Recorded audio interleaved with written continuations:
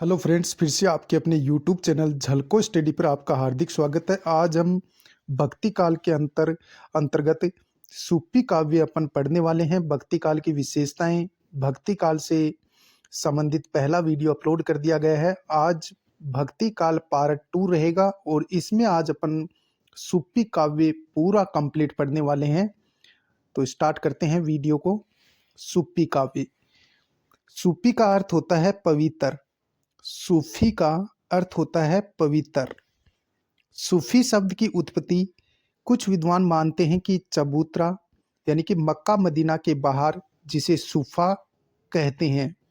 सूफी शब्द की उत्पत्ति कुछ तो ये मानते हैं कि चबूतरा जो कि मक्का मदीना के बाहर बना हुआ है, जिसे सूफा कहा जाता है, और उसके नाम पर इसका नाम पड़ा सूफी काव्य। दूसरा, कुछ विद्वान कहते हैं कि सूफ जो शब्द है, इससे सूफी काव्य की उत्पत्ति हुई है और सूफ का अर्थ होता है सफेद ऊन। तीसरा, सोफिया से मानते हैं सूफी काव्य की उत्पत्ति सोफिया शब्द से मानते हैं और सोफिया का अर्थ होता है ज्ञान। फिर से देखो, सूफी का अर्थ होता है पवित्र। हम पढ़ रहे हैं सूफी काव्य। सूफी में सूफी का अर्थ होता है पवित्र। सूफी शब्द की उत्पत्ति चबूतरा यानी मक्का मदीना के बाहर जो बना हुआ है, जिसे सूफा कहते हैं, उससे सूफी शब्द की उत्पत्ति हुई है। कुछ विद्वान कहते हैं कि सूफ जो शब्द है, इसका अर्थ होता है सफेद ऊन, और कुछ विद्वान मानते हैं कि सोफिया शब्द से सूफी काव्य की उत्पत्ति हुई है। सोफिया का अर्थ होता है ज्ञान। तो इस प्रकार अलग अलग विद्वानों के अपने अपने मत हैं सूफी शब्द की उत्पत्ति को लेकर के। तो पहले विद्वान मानते हैं कि मक्का मदीना के बाहर बना हुआ चबूतरा, जिसे सूफा कहा जाता है, उससे सूफी शब्द की उत्पत्ति हुई है। कुछ विद्वान कहते हैं कि सूफ जो शब्द है, इससे सूफी शब्द की उत्पत्ति हुई है और सूफ का अर्थ होता है सफेद ऊन। कुछ विद्वान कहते हैं कि सोफिया शब्द से सूफी शब्द की उत्पत्ति हुई है, जिसका अर्थ होता है ज्ञान। आगे अपन देखते हैं, भारत में सूफी आंदोलन मोहिनुद्दीन चिश्ती के आगमन से माना जाता है। भारत में जो सूफी आंदोलन माना जाता है, वो मोहिनुद्दीन चिश्ती के आगमन से माना जाता है। फिर से देखो, भारत में सूफी आंदोलन मोहिनुद्दीन चिश्ती के आगमन से माना जाता है। किसके आगमन से? मोहिनुद्दीन चिश्ती के आगमन से माना जाता है। आगे अपन देखते हैं भारत में सूफी संप्रदाय। भारत में सूफी संप्रदाय सर्वप्रथम चिश्ती संप्रदाय, सुहरावर्दी संप्रदाय, नक्शबंदी संप्रदाय, सतारी संप्रदाय, ये भारत में सूफी संप्रदाय हैं। कौन कौन से? चिश्ती संप्रदाय, सुहरावर्दी संप्रदाय, नक्शबंदी संप्रदाय और सतारी संप्रदाय। सूफियों ने ईश्वर साधना के 4 पड़ाव हैं। सूफियों में ईश्वर साधना के कितने पड़ाव हैं? 4 पड़ाव हैं। कितने पड़ाव हैं? 4 पड़ाव हैं। सूफियों में ईश्वर साधना के 4 पड़ाव हैं, जिसके अंतर्गत अपन देखते हैं 4 पड़ाव कौन कौन से हैं। सूफियों में ईश्वर साधना के 4 पड़ाव, जिसमें शरीयत, सर्वप्रथम शरीयत, और शरीयत का अर्थ होता है कर्मकांड का अनुसरण। दूसरा है तरीकत। तरीकत का अर्थ होता है उपासना में लीन होना। तीसरा है मारिफत। मारिफत का अर्थ है आरिफ बन जाता है। और चौथा है हकीकत। हकीकत का अर्थ होता है परम तत्व की उपलब्धि या आत्मा का परमात्मा से मिलन हो जाना। फिर से देखो, सूफी में ईश्वर साधना के 4 पड़ाव हैं। पहला शरीयत, जिसका अर्थ होता है कर्मकांड का अनुसरण करना। दूसरा है तरीकत। तरीकत का अर्थ होता है उपासना में लीन होना। तीसरा है मारिफत। मारिफत का अर्थ होता है आरिफ बन जाता है।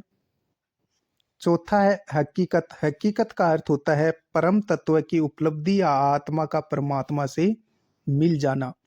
इस प्रकार सूफियों में ईश्वर साधना के 4 पड़ाव हैं। शरीयत, कर्मकांड का अनुसरण, तरीकत, उपासना में लीन, मारिफत, आरिफ बन जाता है, हकीकत, परम तत्व की उपलब्धि या आत्मा का परमात्मा से मिलन हो जाना।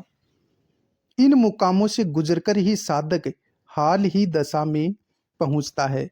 ऐसा सूफी मानते हैं कि इन मुकामों से गुजरकर साधक हाल की दशा में पहुंचता है। आगे अपन पढ़ते हैं। सूफी भक्ति में सूफी भक्ति में प्रेम को महत्व दिया जाता है तथा प्रेम को इश्क कहा जाता है। इश्क दो प्रकार का होता है। इश्क ए मजाजी, जिस यानी कि जो लौकिक और सांसारिक होता है। दूसरा इश्क ए हकीकी, जो सत्य और ईश्वरीय होता है। फिर से देखो, सूफी भक्ति में प्रेम को महत्व दिया जाता है। याद रखेंगे, सूफी भक्ति में किसको महत्व दिया जाता है? प्रेम को। तथा प्रेम को इश्क कहा जाता है। इश्क दो प्रकार का होता है। इश्क ए मजाजी, जो लौकिक और सांसारिक होता है। दूसरा है इश्क ए हकीकी, जो कि सत्य और ईश्वरीय होता है। अब अपन पढ़ने वाले हैं सूफी काव्य की प्रमुख विशेषताएं। सूफी काव्य की प्रमुख विशेषताएं, जिसके अंतर्गत पहली विशेषता है गुरु को महत्व देते हैं। सूफी काव्य में गुरु को महत्व दिया गया है। आत्मा को नायक कहा गया है और परमात्मा को नायिका कहा गया है। गुरु के रूप में पक्षियों को महत्व दिया गया है। और सूफी काव्य की जो भाषा है वो अवधी है, यानी सूफी काव्य अवधी भाषा में लिखा गया है। कड़कबद्ध शैली यानी चौपाइयों के मध्य दोहा का प्रयोग देखने को मिलता है सूफी काव्य में। मनसबी शैली, जिसमें आराधना, अल्लाह, पैगंबर, शिष्य, साह ए वक्त अर्थात तत्कालीन शासक का वर्णन किया गया है मनसब शैली में। फिर से देखो, हम पढ़ रहे हैं सूफी काव्य की विशेषताएं। सूफी काव्य में गुरु को महत्व दिया गया है। सूफी काव्य में आत्मा को नायक के रूप में प्रयुक्त किया गया है और परमात्मा को नायिका के रूप में। सूफी काव्य में गुरु के रूप में पक्षियों को महत्व दिया गया है। सूफी काव्य की जो भाषा है वो अवधी है। सूफी जो काव्य लिखा गया है वो कड़कबद्ध शैली में लिखा गया है। कड़कबद्ध शैली होती है चौपाइयों के मध्य दोहा का प्रयोग होना, वो कड़कबद्ध शैली होती है। मनसबी शैली का भी प्रयोग देखने को मिलता है। मनसबी शैली आराधना, अल्लाह की आराधना, पैगंबर, शिष्य, साह ए वक्त अर्थात तत्कालीन शासक, यानी कि इनके लिए जो प्रयुक्त जो शैली है वो सूफी काव्य की है मनसब शैली। भारतीय ऐतिहासिक कथानकों पर आधारित है। भारतीय ऐतिहासिक सूफी काव्य भारतीय ऐतिहासिक कथानकों पर आधारित है। फिर से देखो, सूफी काव्य की विशेषता हम पढ़ रहे हैं, जिसके अंतर्गत गुरु को महत्व दिया गया है। आत्मा को नायक और परमात्मा को नायिका के रूप में प्रयुक्त किया गया है। गुरु के रूप में पक्षी को महत्व दिया गया है। भाषा सूफी काव्य की अवधि है। कड़कबद्ध शैली का प्रयोग किया गया है। चौपाइयों के मध्य दोहा का प्रयोग होता है, उसे कड़कबद्ध शैली कहते हैं।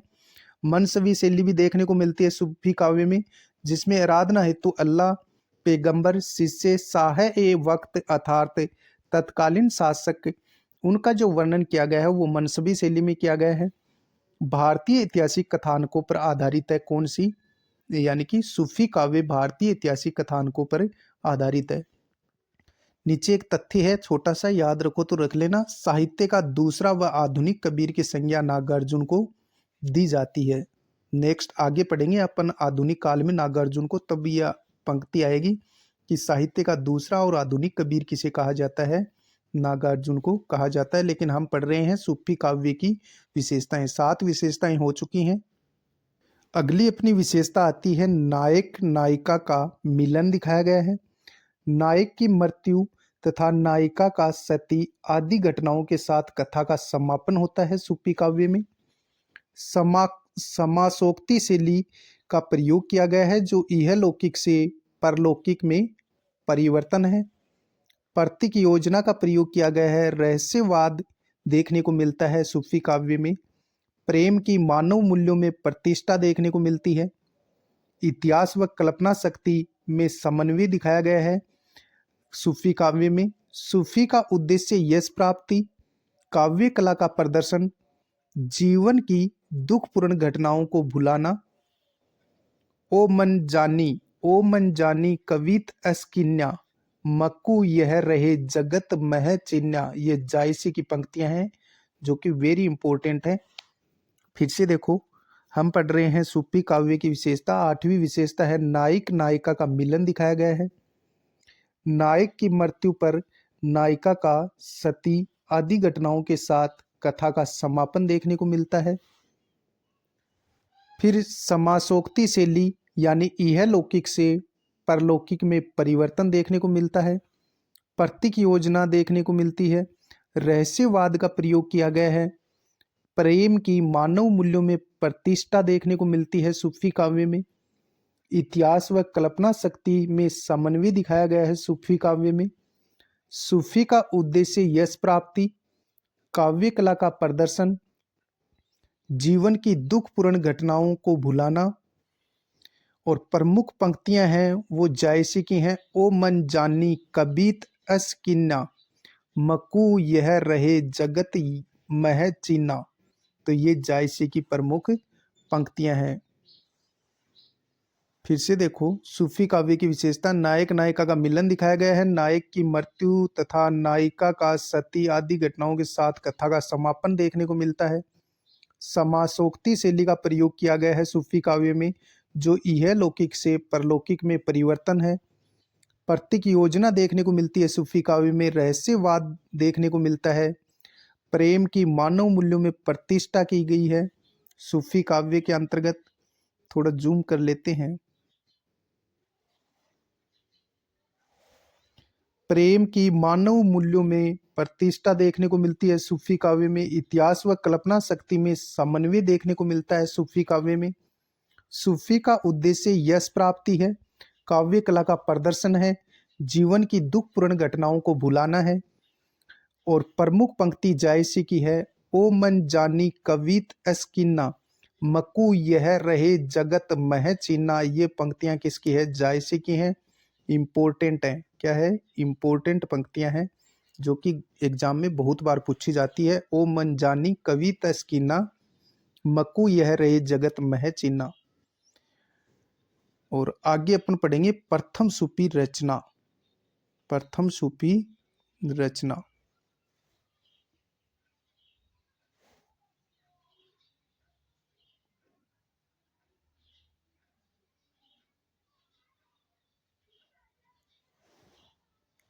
पहली रचना आती है सूफी रचना हंसावली, जो कि 1370 में लिखी गई थी। किसके द्वारा? इस असाइयत द्वारा लिखी गई थी। असाइयत द्वारा लिखी गई थी। इसकी जो भाषा है वो राजस्थानी है। और सूफी काव्य की प्रथम रचना हंसावली को मानने वाले हैं गणपति चंद्र गुप्त। इसको प्रथम सूफी काव्य की रचना मानते हैं। किसको? हंसावली को, जो कि 1370 में लिखी गई थी। और रचनाकार इसकी पूछे जाएं तो असाइयत है। और भाषा पूछी जाए हंसावली की तो राजस्थानी है। और सूफी काव्य की प्रथम रचना मानने वाले हैं गणपति चंद्र गुप्त। दूसरी रचना है चंदायन सूफी काव्य की, जो कि 1379 ईस्वी में लिखी गई। इसके जो रचनाकार हैं वो मुल्ला दाऊद हैं। चंदायन रचना 1379 में लिखी गई, 1379 ईस्वी में। और रचनाकार मुल्ला दाऊद हैं। और ये अवधी भाषा में लिखी गई है। और इसको प्रथम रचना सूफी काव्य की मानने वाले हैं राम कुमार वर्मा। चंदायन को सूफी काव्य की प्रथम रचना मानने वाले कौन है? राम कुमार वर्मा। केवल एक हंसावली जो रचना है ये राजस्थानी में है, बाकी सभी अवधी भाषा में लिखी गई रचनाएं हैं। अगली रचना आती है सत्यवती कथा। सत्यवती कथा जो कि 1501 में लिखी थी। और इसके रचनाकार हैं ईश्वरदास। ये अवधी भाषा की रचना है। और हजारी प्रसाद द्विवेदी जी इसको सूफी काव्य की प्रथम रचना मानते हैं। हजारी प्रसाद द्विवेदी जी सूफी काव्य की प्रथम रचना सत्यवती कथा को मानते हैं, जो 1501 में लिखी गई थी। किसने लिखी थी? ईश्वरदास ने लिखी थी। अवधी भाषा में है। और हजारी प्रसाद द्विवेदी जी इसको हिंदी में सूफी काव्य की प्रथम रचना मानते हैं। मृगावती, मृगावती 1503 ईस्वी में लिखी गई। इसके जो रचनाकार हैं वो कुतुबन है। अवधी भाषा में लिखी गई है। और इसको यानी कि मृगावती जो रचना है 1503 में लिखी गई, इसको सूफी काव्य की प्रथम रचना मानते हैं आचार्य रामचंद्र शुक्ल। किसको? मृगावती को सूफी काव्य की प्रथम रचना कौन मानते हैं? आचार्य रामचंद्र शुक्ल मानते हैं। मृगावती जो रचना है 1503 में लिखी गई, कुतुबन के द्वारा लिखी गई, अवधी भाषा में है और आचार्य रामचंद्र शुक्ल इसको सूफी काव्य की प्रथम रचना मानते हैं। फिर से देखो, हंसावली जो रचना है 1370 में लिखी गई है। हंसावली रचना सूफी काव्य की प्रथम रचना है, 1370 में लिखी गई और इसके रचनाकार असाइयत हैं। ये राजस्थानी भाषा में लिखी गई है हंसावली रचना और इसको हिंदी में सूफी काव्य की प्रथम रचना जो मानते हैं वो गणपति चंद्रगुप्त मानते हैं कि इसको हंसावली को। दूसरी रचना है चंदायन 1379 ईस्वी में लिखी गई। इसकी रचनाकार है मुल्ला दाऊद और ये अवधी भाषा में लिखी गई है चंदायन रचना। और चंदायन को सूफी काव्य की प्रथम रचना मानने वाले हैं राम कुमार वर्मा। सत्यवती कथा 1501 में लिखी गई। इसकी रचनाकार हैं ईश्वरदास और सत्यवती जो कथा है ये ईश्वरदास द्वारा लिखी गई, अवधी भाषा में है। और सत्यवती कथा जो 1501 ईस्वी में लिखी गई है, सूफी काव्य की प्रथम रचना मानते हैं हजारी प्रसाद द्विवेदी जी। अगली रचना है मृगावती जो कि 1503 ईस्वी में लिखी गई, कुतुबन के द्वारा लिखी गई है। अवधी इसकी भाषा है मृगावती की और इसको हिंदी में सूफी काव्य की प्रथम रचना मानते हैं आचार्य रामचंद्र शुक्ल। तो ये थी सूफी काव्य की प्रमुख रचनाएं। विशेष, हंसावली का संपादन व प्रकाशन गुजराती के विद्वान श्री केशव राम काशीराम शास्त्री द्वारा किया गया। हंसावली का रचना स्रोत विक्रम बेताल की कथा को माना जाता है। फिर से देखो, विशेष, हंसावली का संपादन व प्रकाशन गुजराती के विद्वान थे। कौन? श्री केशव राम काशीराम शास्त्री, श्री केशव राम काशीराम शास्त्री द्वारा किया गया। हंसावली का रचना जो स्रोत है वो विक्रम बेताल की कथा को माना जाता है। हंसावली का रचना स्रोत विक्रम बेताल की कथा को माना है। तो ये थी सूफी काव्य की प्रमुख रचनाएं। कौन सी? सर्वप्रथम हंसावली 1370 में लिखी गई, असायत द्वारा लिखी गई, राजस्थानी भाषा में लिखी गई। गणपति चंद्रगुप्त इसको सूफी काव्य की प्रथम रचना मानते हैं। चंदायन 1379 में लिखी गई, रचनाकार मुल्ला दाऊद हैं।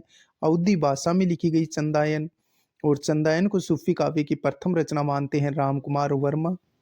सत्यवती कथा 1501 में लिखी गई, ईश्वरदास इसके रचनाकार हैं। सत्यवती कथा के अवधी भाषा में लिखी गई सत्यवती कथा जो रचना है 1501 में ईश्वरदास द्वारा, और सत्यवती कथा जो 1501 में लिखी गई है ईश्वरदास द्वारा जो अवधी भाषा में लिखी गई है, इसको सूफी काव्य की प्रथम रचना मानते हैं हजारी प्रसाद द्विवेदी जी। हजारी प्रसाद द्विवेदी जी सूफी काव्य की प्रथम रचना सत्यवती कथा को मानते हैं। अगली रचना है मृगावती 1503 में लिखी गई, कुतुबन द्वारा लिखी गई, अवधी इसकी भाषा है। आचार्य रामचंद्र शुक्ल हैं, वो मृगावती को सूफी काव्य की प्रथम रचना मानते हैं।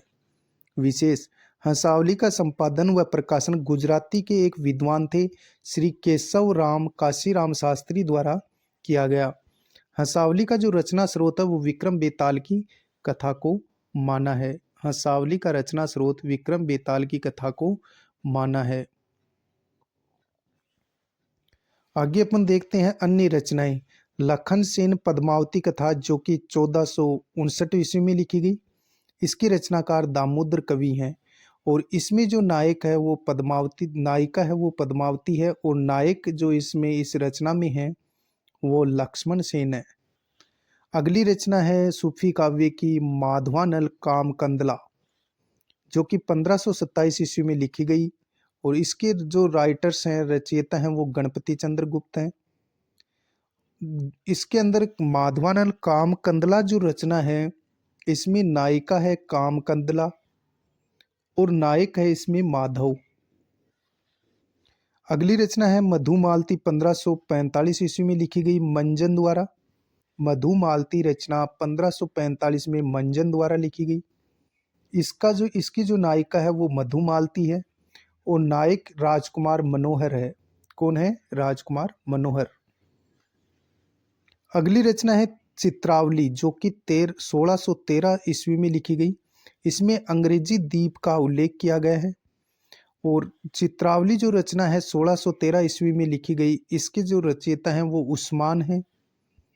इसके अंदर चित्रावली के अंदर नायिका चित्रावली है और इसका नायक राजकुमार सुजान है। फिर से देखो, अन्य रचनाएं सूफी काव्य की लखन सेन पद्मावती कथा 1459 में लिखी गई, दामोदर कवि द्वारा लिखी गई लखन सेन पद्मावती कथा। इसकी नायिका पद्मावती है और नायक लक्ष्मण सेन है। माधवानल कामकंदला 1527 में लिखी गई। इसके रचयिता गणपति हैं। कामकंदला इसकी नायिका है और माधव इसके नायक हैं। मधुमालती 1545 में लिखी गई। मंजन ने लिखी थी मधुमालती 1545 में। मधुमालती नायिका है, राजकुमार मनोहर इसका नायक है मधुमालती रचना में। चित्रावली 1613 में लिखी गई, अंग्रेजी द्वीप का इसमें वर्णन है। उस्मान द्वारा लिखी गई चित्रावली रचना 1613 में। चित्रावली नायिका है और राजकुमार सुजान इसका नायक है। एक प्रमुख पंक्ति है चित्रावली की, जो कि उस्मान की रचना है। जाकी बुद्धि होय अधिकाई, आन कथा एक कहे बनाई। जाकी बुद्धि होय अधिकाई, आन कथा एक कहे बनाई। ये जो पंक्ति है ये चित्रावली उस्मान की प्रमुख पंक्ति है, जो कि एग्जाम में बहुत बार पूछी जाती है। अगली रचना है रूप मंजरी, जो कि 1568 ईस्वी में लिखी गई, नंददास द्वारा लिखी गई। रूप मंजरी किसकी है? नंददास की रचना है। रूप मंजरी इसमें परकिया नायिका है और करसन इसका नायक है और भाषा ब्रज भाषा में लिखी गई है। अगली आती है कथा रूप मंजरी, जिसका जो कवि है वो है जान कवि। जिसके अंदर कथा मंजरी है जो जान कवि की, इसमें सर्वाधिक प्रेमाख्यान है। कुल 78 प्रेमाख्यान है। कुल 78 हैं। सर्वाधिक प्रेमाख्यान है कुल 78 और 29 इसमें प्रेमाख्यान है। सर्वाधिक प्रेमाख्यान लिखने वाला जो कवि था वो जान कवि था, जिसने कथा रूप मंजरी लिखी। सर्वाधिक प्रेमाख्यान है इसके अंदर, कुल 68 प्रेमाख्यान लिखे थे जान कवि ने और कुल इसमें प्रेमाख्यान है 29। किसमें? कथा रूप मंजरी में। सर्वाधिक प्रेमाख्यान लिखने वाला कवि कौन है? जान कवि। जान कवि की रचना पूछी जाए तो कथा रूप मंजरी है। अगली सूफी रचना आती है छिताई वार्ता। छिताई वार्ता लिखी थी नारायण दास ने। छिताई वार्ता रचना किसने लिखी थी? नारायण दास ने। विशेष जान कवि कदाचित प्रथम कवि हैं जिन्होंने फारसी में लैला मजनू आख्यान को लेकर ग्रंथ लैला ए मजनू काव्य की रचना की थी। जान कवि कदाचित प्रथम कवि हैं जिन्होंने फारसी में लैला मजनू आख्यान को लेकर ग्रंथ लैला ए मजनू काव्य की रचना किसने की थी? ग्रंथ लैला ए मजनू काव्य रचना किसकी है? जान कवि की, जो कि प्रथम कवि हैं जिन्होंने फारसी में, जान कवि ने फारसी में लैला मजनू आख्यान को लेकर ग्रंथ लिखा है, लैला ए मजनू काव्य लिखा है। फिर से देखो, हम पढ़ रहे हैं सूफी काव्य। सूफी काव्य की अन्य रचनाएं हैं लखन सेन पद्मावती कथा 1459 ईस्वी में लिखी, दामोदर कवि ने लिखी थी। नायिका पद्मावती है, नायक लक्ष्मण सेन है। अगली रचना है सूफी काव्य की माधवानल कामकंदला 1527 ईस्वी में लिखी गई, गणपति द्वारा। माधवानल कामकंदला जो रचना है ये गणपति ने लिखी थी। कामकंदला इसमें नायिका है, माधव इसका नायक है। मधुमालती जो रचना है 1545 ईस्वी में लिखी थी मंजन ने।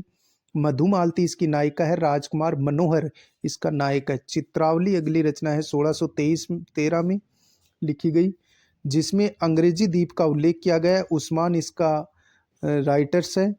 चित्रावली जो रचना है 1613 ईस्वी में लिखी गई, अंग्रेजी द्वीप का इसमें उल्लेख किया गया है।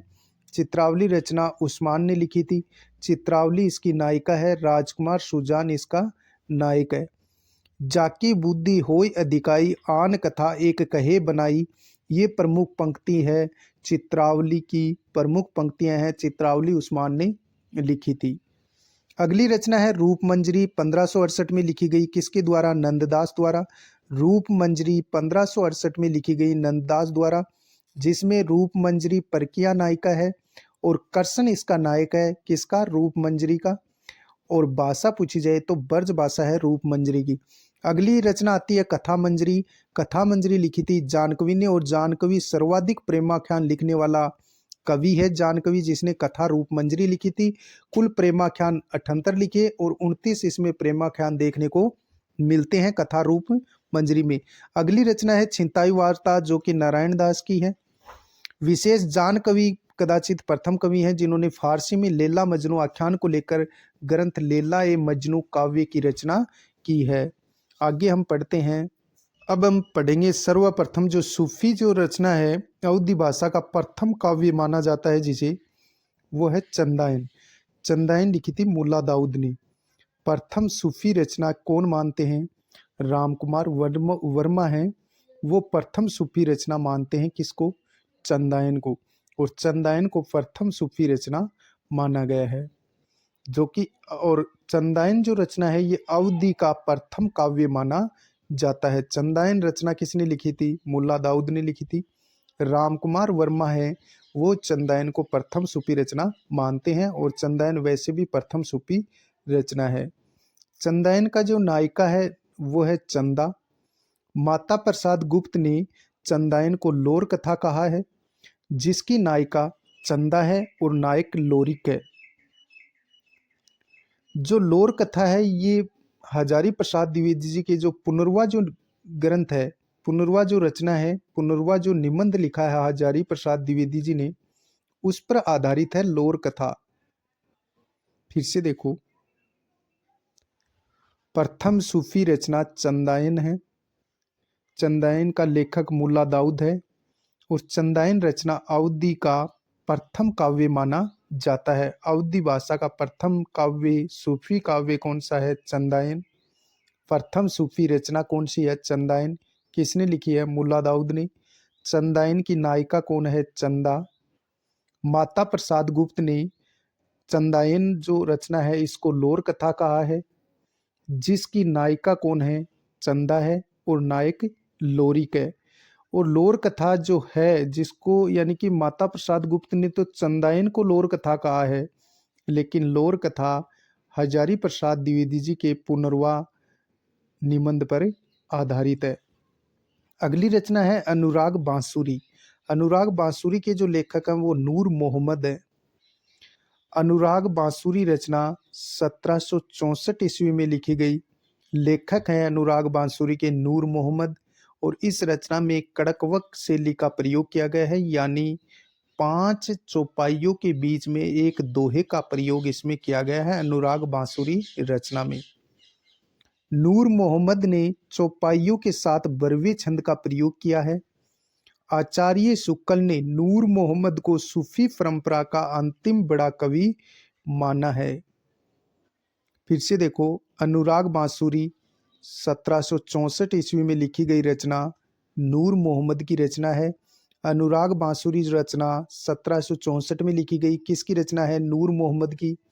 कड़कवक शैली में लिखी गई है, जिसमें 5 चौपाइयों के मध्य एक बरवे छंद का प्रयोग किया गया है। नूर मोहम्मद ने चौपाइयों के साथ बरवे छंद का प्रयोग किया है। आचार्य शुक्ल ने नूर मोहम्मद को सूफी परंपरा का अंतिम बड़ा कवि माना है। याद रखेंगे कि आचार्य शुक्ल ने सूफी परंपरा का अंतिम बड़ा कवि किसे माना है? नूर मोहम्मद को। आगे अपन देखते हैं, नूर मोहम्मद की जो इंद्रावती जो रचना है इसको आचार्य रामचंद्र शुक्ल है अंतिम बड़ी रचना मानते हैं। नूर मोहम्मद की रचना है इंद्रावती। एक है अनुराग बांसुरी, एक तो है अनुराग बांसुरी 1764 में लिखी थी, किसने? नूर मोहम्मद ने। और दूसरी रचना है इंद्रावती, जिसको आचार्य रामचंद्र शुक्ल हैं वो सूफी परंपरा की अंतिम बड़ी रचना मानते हैं इंद्रावती को, और सूफी परंपरा का अंतिम बड़ा कवि मानते हैं किसको? नूर मोहम्मद को। और ये जो रचना है इंद्रावती, ये भी नूर मोहम्मद की रचना है, जो कि कड़कवक शैली में लिखी गई है, जिसमें एक पांच चौपाई और एक दोहे का प्रयोग किया गया है। इसको आचार्य रामचंद्र शुक्ल हैं वो अंतिम बड़ी रचना मानते हैं। नेक्स्ट, नूर मोहम्मद की प्रमुख पंक्तियां। नूर मोहम्मद की प्रमुख पंक्तियां कौन सी हैं? जानत है वह सिरजनहारा, जो किछु है मरम हमारा, हिंदू मग पर पाँव न राखेऊ, का जो बहुते हिंदी बाखेऊ। ये नूर मोहम्मद की प्रमुख पंक्तियां हैं, एग्जाम में बहुत बार पूछी जाती हैं। जानत है वह सिरजनहारा, जो किछु है मरम हमारा, हिंदू मग पर पाँव न राखेऊ, का जो बहुते हिंदी बाखेऊ। फिर से देखो, जानत है वह सिरजनहारा, जो किछु है मरम हमारा, हिंदू मग पर पाँव न राखेऊ, का जो बहुते हिंदी बाखेऊ। ये नूर मोहम्मद की प्रमुख पंक्तियां हैं। आचार्य शुक्ल ने सूफी परंपरा के अंतर्गत एक हिंदू लेखक सूरदास पंजाबी, जिसकी रचना आती है नल दमयंती कथा, बताया है। आचार्य शुक्ल ने सूफी परंपरा के अंतर्गत एक हिंदू लेखक का भी वर्णन किया है, और वो हिंदू लेखक है सूरदास पंजाबी, जिसकी रचना है नल दमयंती कथा। किसकी? सूरदास पंजाबी की रचना है नल दमयंती कथा को माना है किसने? आचार्य शुक्ल ने सूफी परंपरा के अंतर्गत एक हिंदू लेखक सूरदास पंजाबी, जिसकी रचना नल दमयंती कथा, बताया है। आचार्य शुक्ल हिंदी प्रेमाख्यानों का प्रारंभ महाभारत से मानते हैं। आचार्य रामचंद्र शुक्ल हिंदी प्रेमाख्यानों का प्रारंभ कहाँ से मानते हैं? महाभारत से मानते हैं। याद रखने तथ्य, खड़ी बोली व अवधि का प्रथम कवि अमीर खुसरो को माना जाता है। अब हम पढ़ेंगे अगले जो सूफी कवि हैं वो है जायसी, और जायसी का पूरा नाम है मलिक मोहम्मद जायसी। जायसी के गुरु थे शेख मोहिदी, कई जगह शेख अशरफ भी नाम देखने को मिलता है। शेख महीनुद्दीन इसको गुरु मानते हैं। जायसी का गुरु शेख महीनुद्दीन को मानते हैं राम कुमार वर्मा। राम कुमार वर्मा का मानना है, डॉक्टर राम कुमार वर्मा का मानना है कि जायसी के जो गुरु थे वो शेख महीउद्दीन थे, और वैसे जायसी के गुरु कौन थे? शेख मोहिदी या शेख अशरफ। डॉक्टर रामकुमार वर्मा मानते हैं कि जायसी के गुरु शेख महीउद्दीन थे। समकालीन शासक कौन था जायसी के? शेर शाह सूरी। यानी जायसी के समकालीन जो शासक थे वो शेर शाह सूरी थे। जायसी की प्रमुख रचनाएं अखरावट, आखिरी कलाम और पद्मावत। पद्मावत जो रचना है ये 1540 में लिखी थी। यानी कि जायसी की प्रमुख रचनाएं अखरावट, आखिरी कलाम और पद्मावत, जो कि 1540 में लिखी गई थी, ये प्रमाणिक रचनाएं हैं। कौन कौन सी? अखरावट, आखिरी कलाम और पद्मावत। पद्मावत 1540 में लिखी गई, ये प्रमाणिक रचनाएं हैं। अखरावट सर्वप्रथम अपन देखते हैं। जायसी की रचना जो अखरावट है वो देवनागरी लिपि के प्रत्येक वर्ण को लेकर आध्यात्मिक बातें लिखी गई हैं। अखरावट में देवनागरी लिपि के प्रत्येक वर्ण को लेकर आध्यात्मिक बातें लिखी गई हैं। फिर से देखो, हम पढ़ रहे हैं जायसी को। अगला जो सूफी कवि है वो जायसी है, और जायसी का पूरा नाम आता है मलिक मोहम्मद जायसी। जायसी के गुरु थे शेख मोहिदी या शेख अशरफ, भी कई जगह नाम आता है। डॉक्टर रामकुमार वर्मा जायसी के गुरु शेख महीउद्दीन मानते हैं, और जायसी के समकालीन शासक थे शेर शाह सूरी। जायसी की प्रमाणिक रचनाएं अखरावट, आखिरी कलाम और पद्मावत हैं। पद्मावत 1540 में लिखी थी जायसी ने। पहली रचना है अखरावट, जो कि देवनागरी लिपि के प्रत्येक वर्ण को लेकर आध्यात्मिक बातें इसमें लिखी गई हैं। अखरावट में देवनागरी लिपि के प्रत्येक वर्ण को लेकर आध्यात्मिक बातें लिखी गई हैं। तो इसको भी आप याद रखेंगे कि अखरावट के अंदर देवनागरी लिपि के प्रत्येक वर्ण को लेकर आध्यात्मिक बातें लिखी गई हैं। मलिक मोहम्मद जायसी की अप्रमाणिक रचनाएं कौन सी हैं जिनको अप्रमाणिक मानते हैं?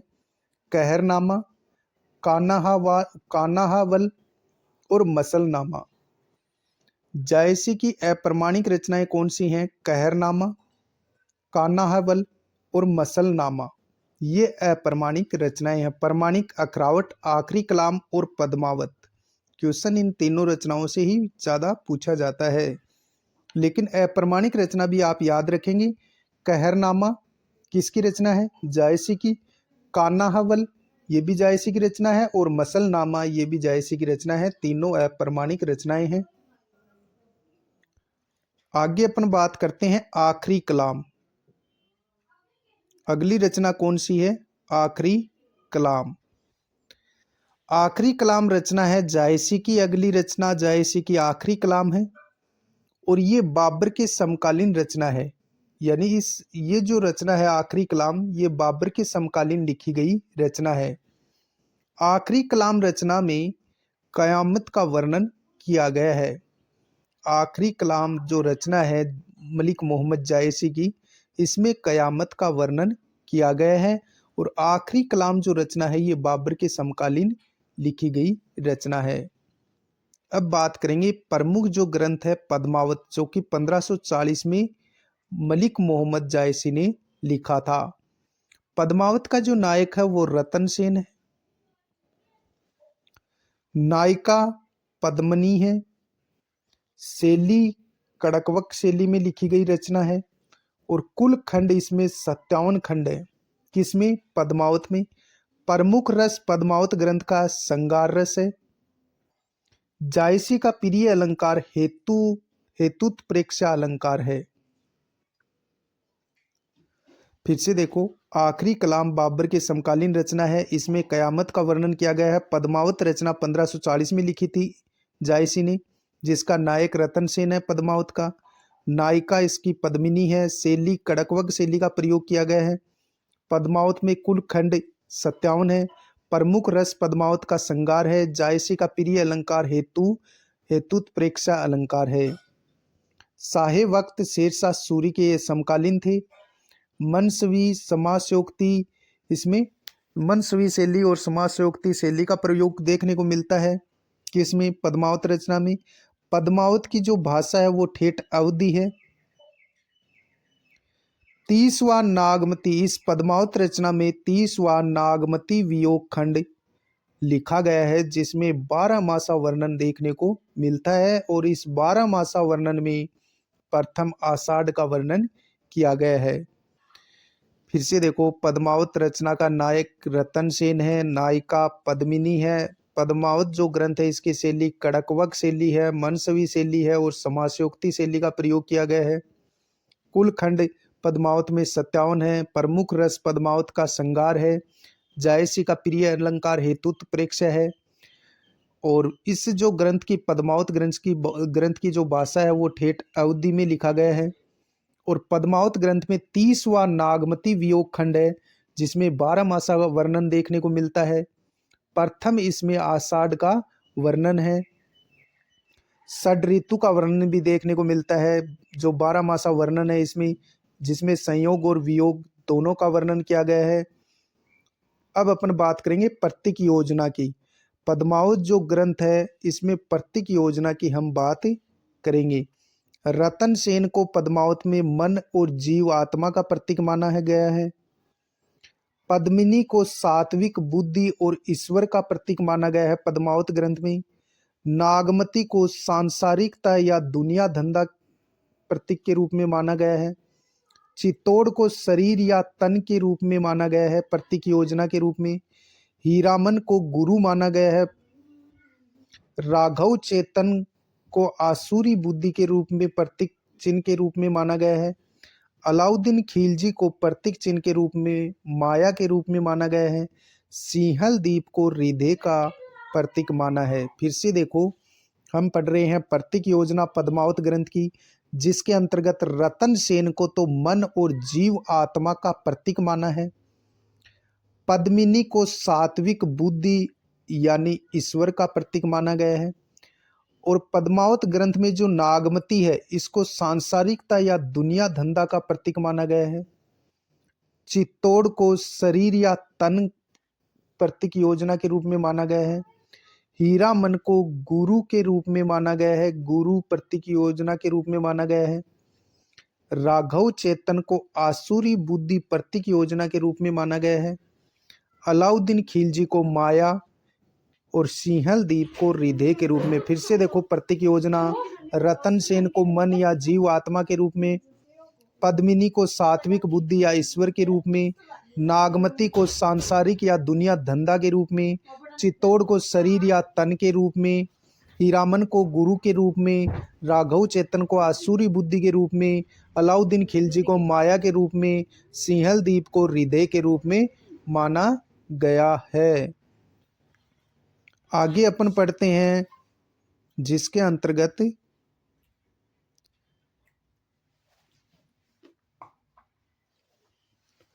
पद्मावत की प्रथम पंक्ति को ईश्वर हेतु, पद्मावत की प्रथम पंक्ति में ईश्वर हेतु करतार शब्द का प्रयोग किया गया है। करुण रस में पद्मावत ग्रंथ की समाप्ति होती है। मानुष प्रेम बहु भयउ बेंकुटी, न तो काहे छार एक मुट्ठी।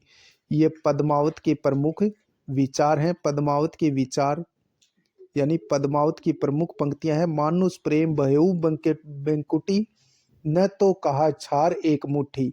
ये पद्मावत ग्रंथ की प्रमुख पंक्तियां हैं। हिंदू हृदय व मुसलमान हृदयों को आमने सामने रखकर अजनबीपन मिटाने में इन्हीं का नाम लेना पड़ेगा। किनका? जायसी का। आचार्य रामचंद्र शुक्ल का कथन है ये जायसी के संबंध में। हिंदू हृदय व मुस्लिम हृदयों को आमने सामने रखकर अजनबीपन मिटाने में इन्हीं का नाम लेना पड़ेगा। ये आचार्य शुक्ल का कथन है जायसी के संबंध में। नागमती का विरह है हिंदी साहित्य की अद्वितीय निधि है।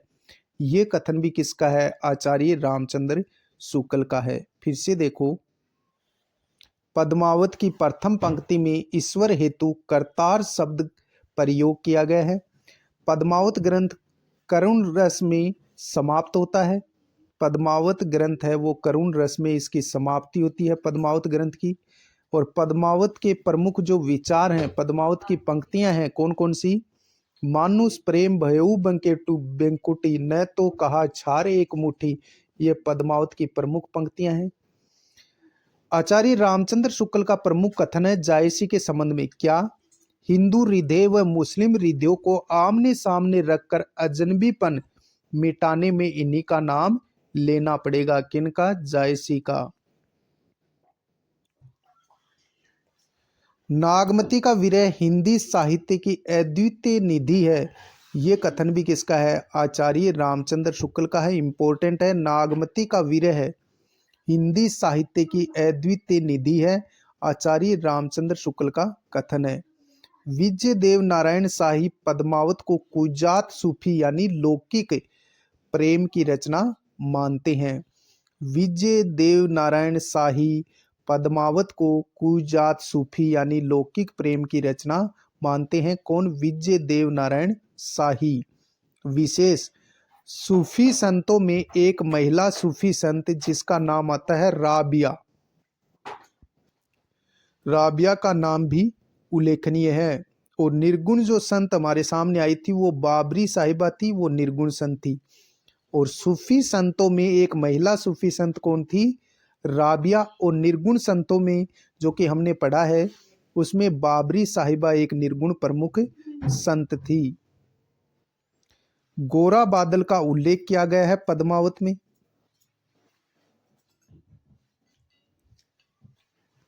गोरा बादल का उल्लेख पद्मावत में किया गया है। जायसी के साहित्य को महत्व दिलाने का श्रेय ये रामचंद्र शुक्ल को है। वासुदेव शरण अग्रवाल ने इनकी पद्मावत व्याख्या पद्मावत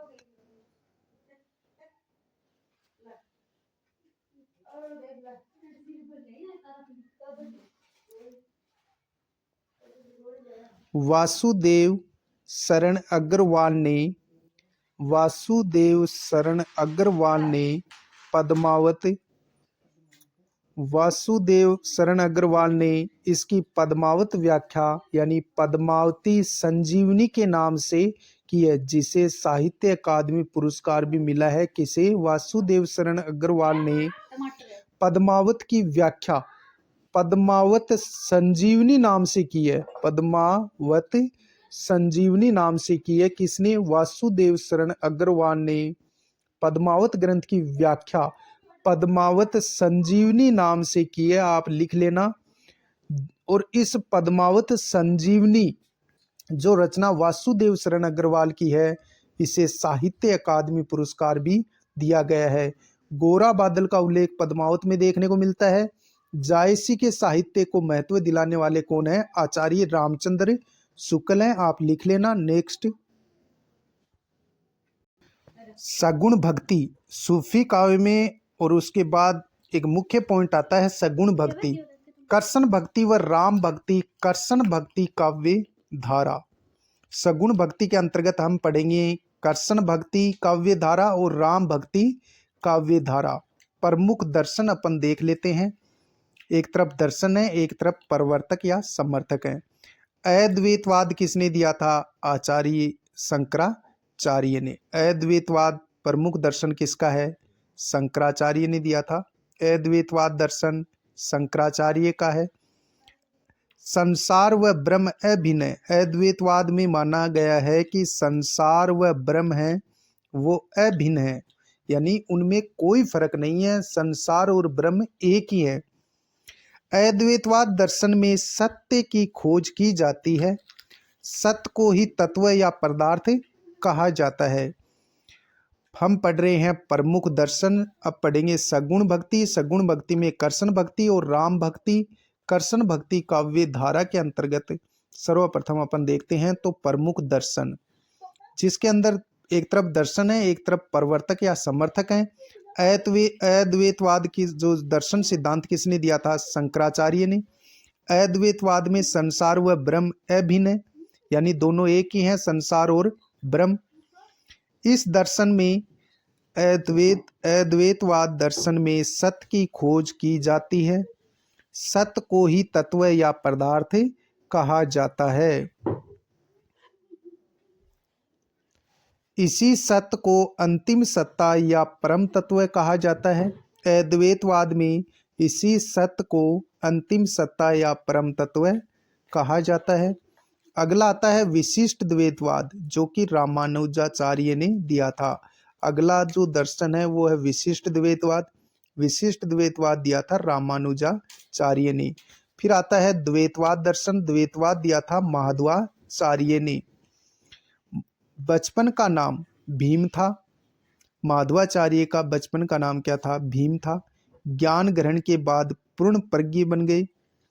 वेदांत में पारंगत होने के बाद आनंद तीर्थ, यानी कि वेदांत में पारंगत होने के बाद इनका जो नाम रखा गया वो आनंद तीर्थ था। शुद्ध द्वैतवाद दिया था वल्लभाचार्य ने, जिसके शुद्ध द्वैतवाद में ब्रह्म माया में लिप्त नहीं, अतः वह शुद्ध है तथा उसमें अद्वैतवाद भाव है। फिर से देखो, अद्वैतवाद जो हमने पढ़ा, शंकराचार्य का जो दर्शन है अद्वैतवाद, इसी अद्वैतवाद में सत्य को अंतिम सत्ता और परम तत्व कहा गया है। विशिष्ट द्वैतवाद दर्शन किसने दिए थे? यानी विशिष्ट द्वैतवाद जो सिद्धांत दिया था वो रामानुजाचार्य का है। विशिष्ट द्वैतवाद द्वैतवाद जो दर्शन दिया वो माधवाचार्य का है। माधवाचार्य का बचपन का नाम भीम था। ज्ञान ग्रहण के बाद पूर्ण प्रज्ञ और फिर वेदांत में पारंगत होने के बाद इनका नाम आनंद तीर्थ। शुद्ध द्वैतवाद दिया था वल्लभाचार्य ने। ब्रह्म माया में लिप्त नहीं है, अतः वह शुद्ध है तथा उसमें अद्वैतवाद है। द्वैतवाद दिया था निम्बारकाचार्य ने, निम्बारक स्वामी ने। द्वैतवाद दर्शन किसका है? निम्बारक स्वामी का। कल अपन पढ़ेंगे कर्षण काव्य धारा। सगुण भक्ति के अंतर्गत कर्षण काव्य धारा अपन अगले वीडियो में लेके आएंगे। मिलते हैं नेक्स्ट वीडियो में, तब तक के लिए जय हिंद, जय भारत, वंदे मातरम। वीडियो अच्छा लगे लाइक शेयर सब्सक्राइब जरूर करना यार।